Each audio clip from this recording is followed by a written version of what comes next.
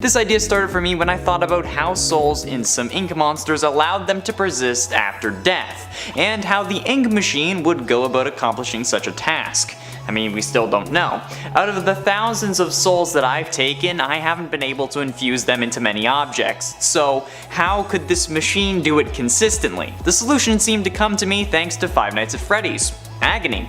For you Bendy fans, if you don't know, possession in the FNAF universe is actually through the emotion of agony rather than an actual soul, since agony is the most powerful emotion and reaches further from the body than any other emotion, even anger or sadness. So when a character in the FNAF universe suffers an agonizing death, that pain and suffering is able to allow them to potentially possess an object, an animatronic, or otherwise, even sometimes a person, as we see in one case. Yeah, there's a person who was possessed in the FNAF series. So if this ink machine is able to infuse these characters with souls, maybe instead the machine is killing these sacrifices and using their agony to grab hold of the character that the machine creates. It explains why a few characters who have a soul are mostly evil. I mean, they've suffered tremendous pain. And while Evil Alice says that she went through the machine multiple times, she could be lying. She's evil. Or the agony attached onto that specific section of ink, thus letting it go through the machine again and again, instead of the whole "a drop of water in the ocean is rarely seen again" mentality that we see come from good Alice. But that's not really enough evidence to definitively say that Bendy and FNAF are the same universe, right? I mean, it's not even evidence, it's just potential. Is there anything else that gives us an explanation in another game, or vice versa? Actually, it could explain how William Afton plans to escape the virtual world in Security Breach. Now, we know that William is trying to escape the FNAF VR game we test, known as Freddy Fazbear's Virtual Experience, and this is because while he may be able to control certain individuals, like Vanny, for instance, he cannot control them completely, as we see in the FNAF AR emails, so he wants to get out and get back to his world. How could he do this? Well, how about with equipment similar to the ink machine? While yes, it wouldn't really be the ink machine itself, a machine that is capable of infusing something with a soul or agony like we see the ink machine do, could very well be what allows William to move from the virtual world back into a robotic endoskeleton, or something similar like we see in the last seconds of the Security Breach trailer. Since converting sentient computer code into a living AI in a sense is certainly easier said than done. I mean, this isn't Doki Doki Literature Club, right? So what machine could this be? It's honestly hard to tell. It could be anything. However, it could be made using similar or scrapped parts from the ink machine, or gone through whatever process caused the ink machine to get haunted or whatever it had to go through to gain its powers in the Bendy games. And they could be from the same manufacturer, or they could just honestly, it could just be the ink machine itself. Now, do I think it's going to be the ink machine? Absolutely not. It would just be another machine that we have that would link to the ink machine in some way, but I don't think it's entirely out of the question. I mean, it's definitely not going to be intentional, but hey, it's fun anyway. Bendy and the Ink Machine started in 2017, which is 3 whole years after FNAF released its first game, and is the year after Sister Location came out. Plus, later that year we got Pizzeria Simulator, which could have some subtle references to Bendy and the Ink Machine that we just aren't aware of. So while it's still unlikely that we end up getting a solid, confirmed canon link between these games, it's still fun to speculate and provide answers for questions using the laws of another universe. But I guess at this point, it's not another universe at all. In at 10, Max Fleischer. Now, if you watched the Map Hack game theory for Bendy and the Ink Machine, I'm sure you already know who Max Fleischer is. If not, or if you forgot, Max Fleischer is actually the pioneer of animation. While Walt Disney is more commonly thought to be, Max Fleischer is actually the one you should credit. Walt Disney, however, was a master of marketing, advertising, and PR, which in essence ended up wiping Fleischer's name and studio from the history books. MatPat believes that Joey Drew, the one who invited us back to the studio at the beginning of the game, was not inspired by Walt Disney, but Max. And it makes sense. Bendy, while similar to Mickey Mouse, bears more of a resemblance to Bimbo, a cartoon dog from the Fleischer Studios, as well as a link between Alice Angel and Betty Boop, who ended up being Bimbo's girlfriend. It's a long story. Betty Boop started out as a dog. Why is this scary, you may ask? Well, don't you find it troubling how before that video, or even maybe this one, you probably hadn't heard of Max Fleischer or Fleischer Studios at all? Like how Disney basically wiped out any mention of his name or their work? Because I do. I find that horrifying, especially for a superpower like Disney, who basically runs the world. In at 9, the Dark Revival. Benevolent demon, someone has reawakened the dark. It's an interesting phrase that was tweeted out letter by the Bendy and the Ink Machine Twitter during the build-up to the reveal of the Dark Revival. There are also additional audio logs that were released by the Ink Machine's YouTube channel, which I'm pretty sure is called Joey Drew Studios, that take place between chapters 4 and 5, where Henry talks about angels and demons and how he feels like he's being watched by someone else, something hidden in the shadows. Well, considering how someone is reawakening the dark and is watching, who could it be? And what is the dark? Some seem to think that it's Bendy, which is interesting, because this whole time we've only seen a Bendy who's imperfect, like Susie's Alice. He's angry like a demon, so wouldn't the benevolent demon be referring to him? Especially since this game isn't a prequel or a sequel, so Bendy hasn't been defeated yet. And if that line is said by Sammy Lawrence like we assume, why would he warn his benevolent demon about himself? Instead, it could be the perfect Bendy, who, from my understanding, we have yet to see in the games. There has been a perfect Alice and Cyboris, but no perfect Bendy. And maybe that's the dark thing that's being revived. I mean, after all, a demon would consider a perfect version of themselves dark. In at 8, Joey is Bendy. Or at least, was meant to be. A big twist at the end of the final chapter was the reveal that the main antagonist, the evil Bendy we'd been against this whole time, was a pure ink monster. That there was no person behind them like Susie was behind evil Alice, which left fans disappointed. However, there is evidence that points to the fact that Joey was planned to be revealed as Bendy, but this was changed for whatever reason. In the game files, there is an unused audio file of Henry saying, "Joey," in a surprising way. Now, without getting really technical, the way the Bendy team organized their files for Chapter 5 was with capitals. Every scene's audio files were using alternate caps lock. One scene's files would be in all caps, the next would be lowercase, the one after that would be all caps again, etc. This audio file was paired with one of Henry saying "the end," as he does when we discover how to beat Bendy with the film reel for the end. However, they both have capital letters, and then the next scenes go to lowercase, having to do with the Beast Bendy fight, and then we're in Joey's house with caps again, meaning that this audio file was meant to play after the end, but in the same scene. Most likely where it was revealed that Joey Drew was Bendy, since we wouldn't see Joey for another 2 scenes. And at 7, who are the other victims? As we can infer, or as you learned in MatPat videos or even on your own, there is actually 2 separate sets of creatures in this game. One set made completely of ink that melt away after being killed, and another, characters filled with a soul whose bodies stick around after dying, like evil Alice. However, while we know some of the souls in the victims, like Susie and Alice, there is straight up a whole hall of dead Borises strapped to operating tables. How would they be sticking around unless they had souls? They have to have souls, but whose souls are they? We don't know, and that's the problem. There are an unknown amount of unnamed victims just lying around that we totally ignore. How are we supposed to just deal with the fact that there are so many victims sacrificed to this machine? Who are they? Where did they come from? Did Joey kill them? Was it someone else? Was it Bendy? Was it the projector? Alice? We don't know, and that's pretty damn horrifying if you ask me. Not to mention all the different incarnations of the Butcher Gang that are also there. And at 6, what is the Butcher Gang?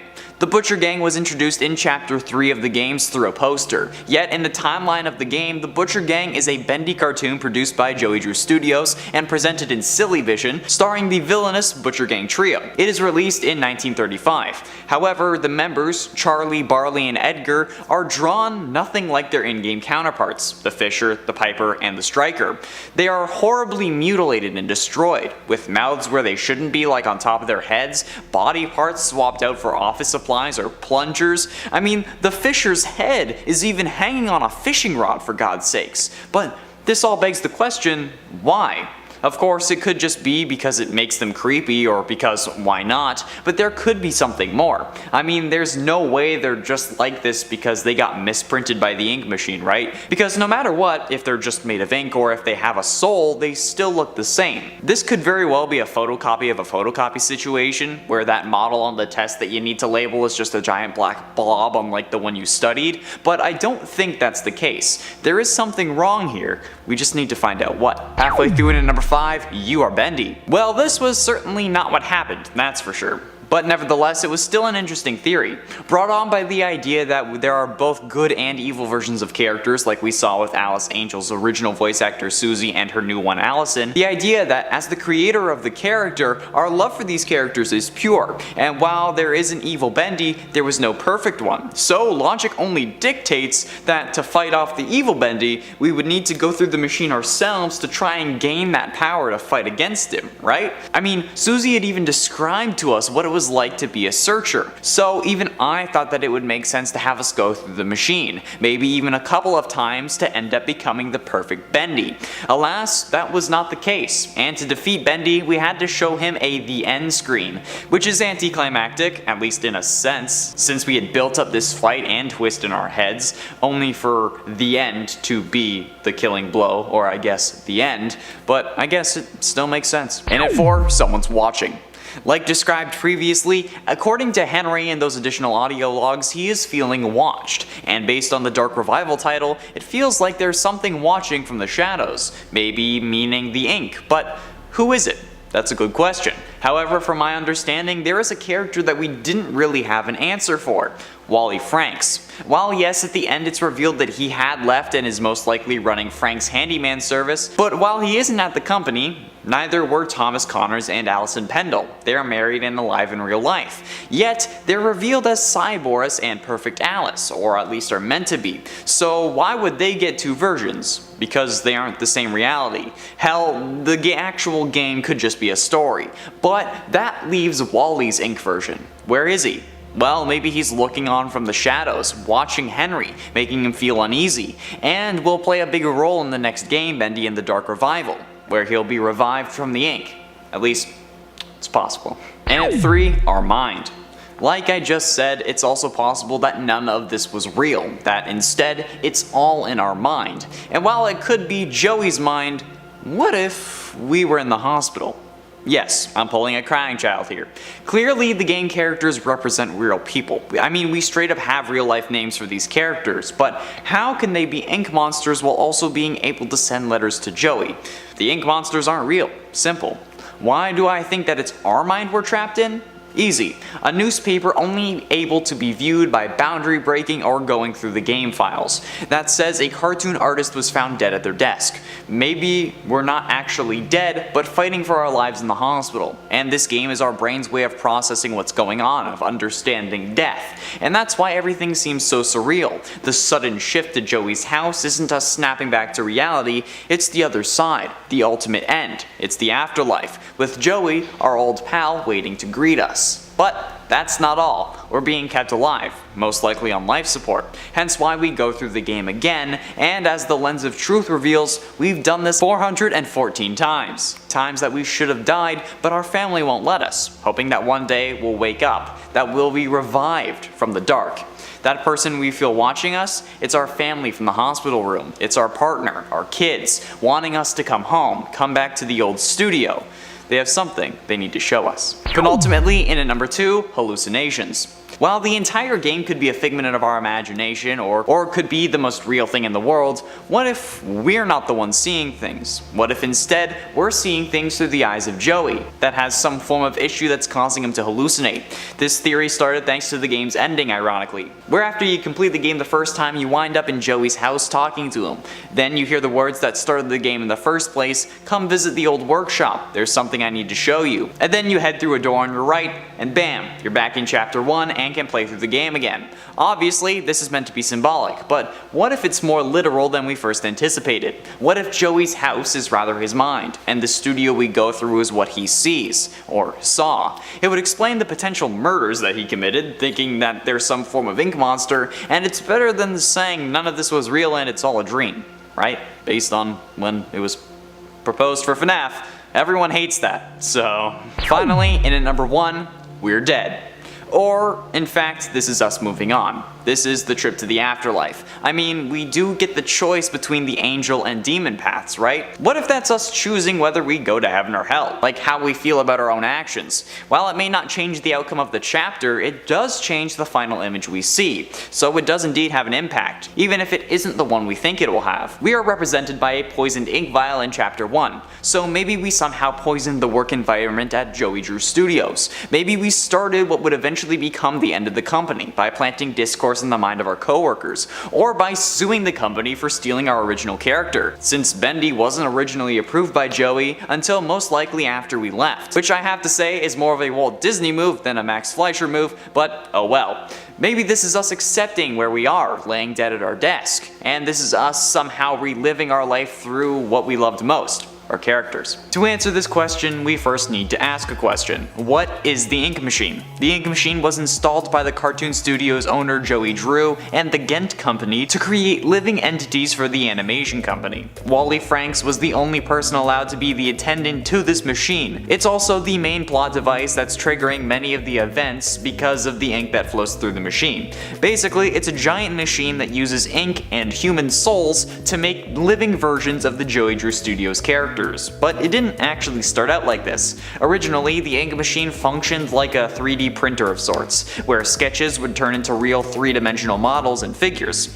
However, somehow the machine gets enchanted or corrupted in some way, and changes to allow these cartoons to create living versions. These characters also have multiple variations, with some characters being made out of only ink, and others being infused with human souls. When infused with a soul, however, the ink machine may get a paper jam in a sense. Basically, those pure of heart, or those that have a genuine love for the characters, would turn into the perfect version of the character they most relate to, while those with impure intentions or any corrupt individuals would turn into evil versions of those characters. Basically, the ink machine acted as your partner's father that you're meeting for the first time, asking you what your intentions are, then judging you based on your answer. The evil versions of these characters, like Bendy and Alice Angel, turned into the antagonists of the game though, whereas the perfect versions like Mecha Boris and Perfect Alice turned into our allies, even if they were made completely out of ink. Now, without getting too deep into the story or lore of the games, what if this machine was real? How much damage would it cause? Unfortunately, there would probably be a lot of human sacrifice in this story, just because, well, that's kinda how these things go. The character would probably end up having a human soul. There would also need to be someone who was actively sacrificing these people to the machine, either in an effort to make an army or to promote their characters even more. And you know exactly who I'm thinking would do that? Oh hell yeah, it's Disney. Disney is just the kind of company that would sacrifice humans to an ink machine in an effort to promote or market themselves even more. The idea that they could fill their parks with actual living versions of their characters would be impossible for them to pass up. And honestly, I'd see why. Being the first place to have real versions of cartoon characters so many people grew up with would solidify their growing monopoly, and would in essence make them the world's biggest superpower more than they already are. Nobody would be talking about Jeff Bezos and his frickin' Dr. Evil style rocket, or the guy that paid $28 million to be on said rocket and then called in saying that he was busy that day. Like, nobody would care. We would be in awe of Disney and their real characters. As a kid, we think the characters we meet when we go to the parks are the real ones, but as we grow older, we grow out of that illusion. But this would suck even adults back to meet the real characters. People who as kids grew up watching Peter Pan meet the real flying Peter Pan and Tinkerbell. Tinkerbell. Anyway, the ability to create these characters in real life is something that Disney would not pass up. The question is, how would they get the souls? They could just force the characters who already wear the suits into the machine, but this could result in evil versions of the characters, like an evil melting Cinderella, and that wouldn't be good for kids. So the best bet would probably be to have some form of job opening where you'd apply and then be given a questionnaire to fill out, followed by an interview, same with any other job, except instead they're turning you into a cartoon character instead of destroying your dreams. Well, I mean, I guess maybe it would be the same thing. Now, not everyone would obviously make the cut, but the issue still remains. What about the bad apples? Obviously, everyone is on their best behavior during an interview and even the first days or months of a job. So how can we tell the good nuts from those who would try to catch a squirrel from a chocolate factory? Well, time. If Disney wanted to minimize their chances of making an evil clone, at least if they knew about it, they would wait to see an employee's true colors before putting them through the machine. But then again, this is if they knew about the potential imperfections and if they knew what caused them, which is a big if, since we only have an idea about what causes it thanks to Matt Pat and his theories on the games, as well as superhorrorbro. If it was real, Matt Pat wouldn't have made a theory about the games because they wouldn't exist, and neither would superhorrorbro. So they wouldn't really know about the defects until they saw one. So if they didn't know and just started throwing their employees into the machine, how would they deal with the rejects?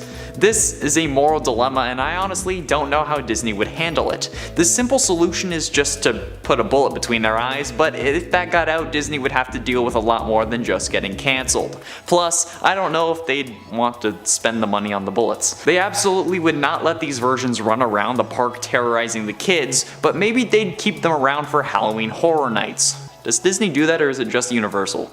Or Six Flags, or whatever? Like, this is why Canada is great, because we have Wonderland and that's basically it. I don't count Cedar Park, but if you know, you know. But even if they did let them out during Halloween only, we see Imperfect Alice and even Sammy actively try and kill us. So we have no idea what unhappy, imperfect Disney characters would do during Halloween, where everyone thinks that people are just having fun or putting on a show. You'd see Captain Hook stab someone in the eye and they'd all think that it's just a show. Unless they figured out that these characters were homicidal maniacs beforehand, they would have one bloody night and then get shut down for the rest of forever. The question is, would they be liable for any lives taken or damages? It depends. If the court could prove that the ink machine was willingly used by Disney to create those monsters and then unleashed, then yes, they probably would be. But to prove that, the court would either need a willing subject to go through the machine, or they would have to try and make a pure ink monster, which could yield poor results, creating a searcher or even nothing. But a searcher could be enough to convince a jury.